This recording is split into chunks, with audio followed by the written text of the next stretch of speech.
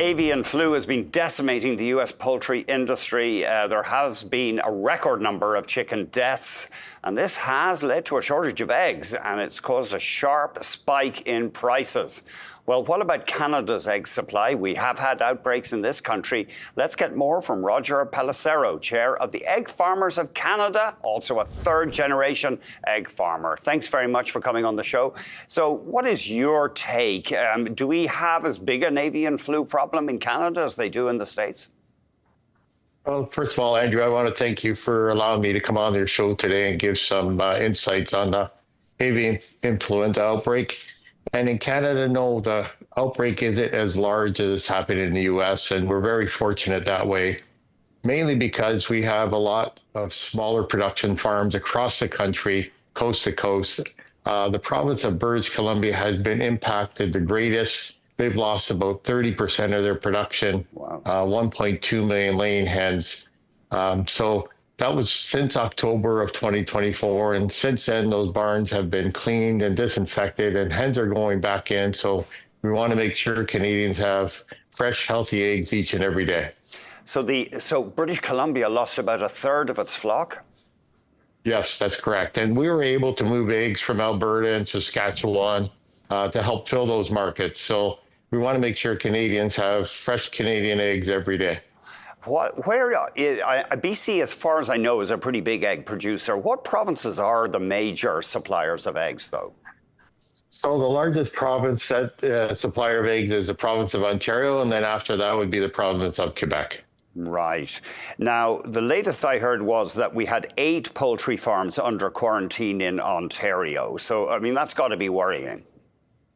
Yeah, it is concerning. None of them are layer farms. Unfortunately, it's been the turkeys. The turkeys are most vulnerable to the disease. Right. Right. Okay. So does a farmer get compensation when he or she has to kill their flock?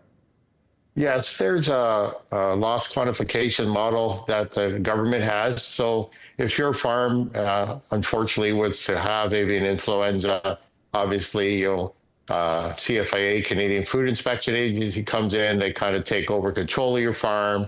They deal with depopulating the hens out of the barn, and then the farmer's in charge of cleaning and disinfecting that barn, and then repopulating once everything is safe to do so. And then the farmer's compensated based off that model. We're all thinking about cross-border trade these days with these tariff threats. It looks like Canada is not a huge egg exporter. Why is that? Yeah, we don't export any of our eggs, actually, and that's due to supply management that came in well over 50 years ago, coast to coast.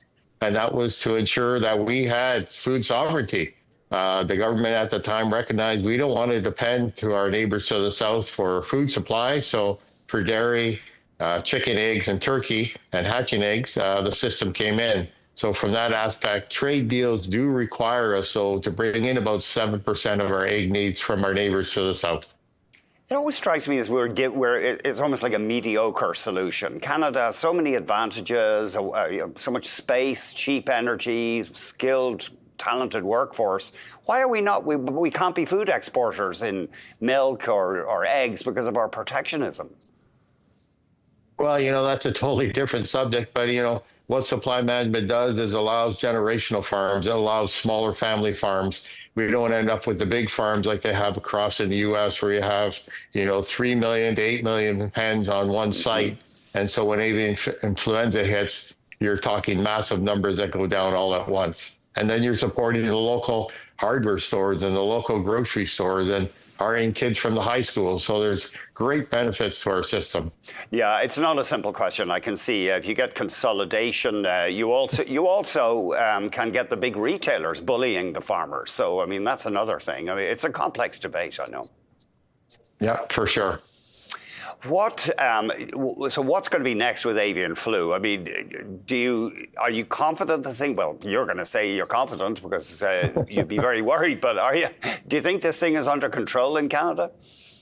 Well, I don't think it's under control in Canada or globally. Sorry, I meant to ask. Yeah. Yeah. No, it's we have to be very mindful of the bird migration. We are talking with the Canadian government regarding possible vaccination programs. I know I was over at the World Organization of Animal Health meetings a couple of years ago. They talked about vaccination. We can't continue to allow hundreds of millions of poultry globally to die when we should be vaccinating. The problem comes into play, Andrew, is when surveillance programs come into place and then trade barriers come up. We know trade is essential to the world, but we know we need to maintain the health of our animals, and we need to focus on that, because if we have healthy animals, we have healthy people. So the animals, the birds, can be vaccinated against avian flu? There is a vaccination out and available. France has started on it with their duck production, and they do have some preliminary results that show it is effective against the flu. We'd better jump. Roger, thank you very much indeed for joining us. Thank you very much for the time today, Andrew. Roger Pelissero.